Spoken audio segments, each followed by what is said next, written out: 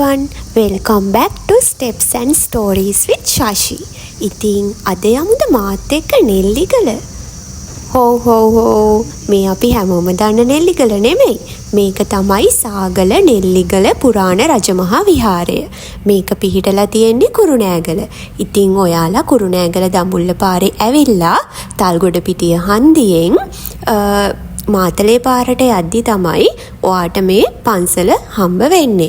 ඉතින් අපි හැමෝම දන්න රම්බඩගල්ල. එහෙම නැත්නම් ලෝකේ විශාලතම සමාධි බුද්ධ ප්‍රතිමා වහන්සේ පිහිටලා තියෙන රම්බඩගල්ල පන්සලට ඉස්සරහින් පුංචි කන්දක පේන පන්සල තමයි මේ සාගල නෙල්ලිගල රජමහා විහාරය.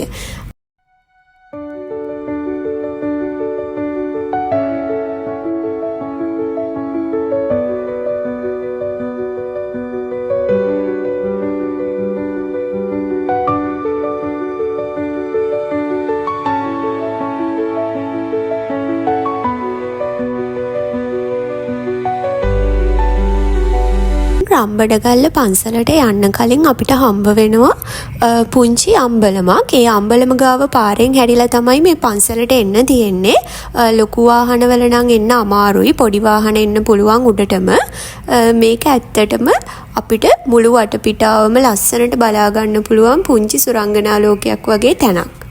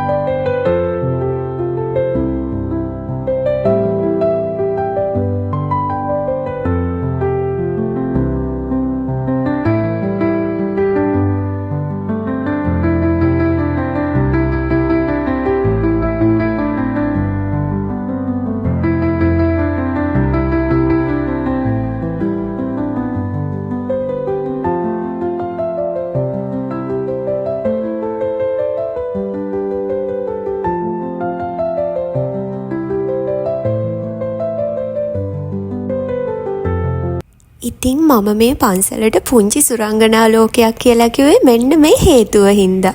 මුළු පන්සල වටේම තියෙන්නේ පාට පාට අරලිය මල් ගස්. ඉතින් මේ හැම තැනම සමනල්ලු පිරීලා ඉන්නවා. මේක හිත නිවා ගන්න පුළුවන්. ඇත්තටම පාඩුවේ ඇවිල්ලා වැඳ පුදාගෙන යන්න පුළුවන් හරිම ලස්සන පන්සලක්.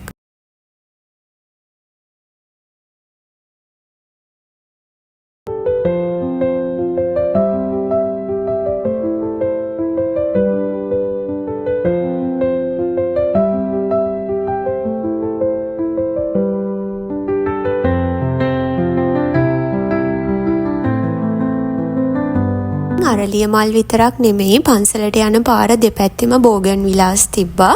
ඉතින් මල් පිපිලා හරිම ලස්සනයි. මේ පන්සල වටේම කඳු පේන්න හරිම ලස්සන තැනක්.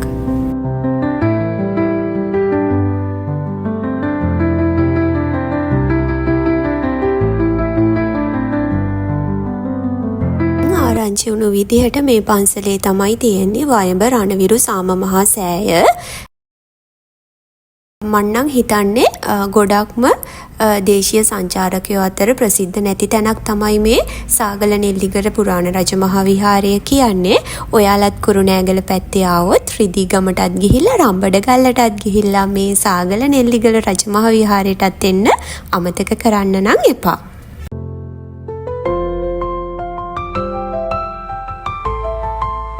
ඔය විදිහට හිමින් අපි පන්සලත් වැඳ පුදාගෙන පහලට ආවා. ඉතින් ඔයාලත් මේ වීඩියෝ එකකින් පුංචි හරි දැනුමක් ගත්තා නම් මගේ channel එක subscribe කරන්න අමතක කරන්නත් එපා. Thank you for watching.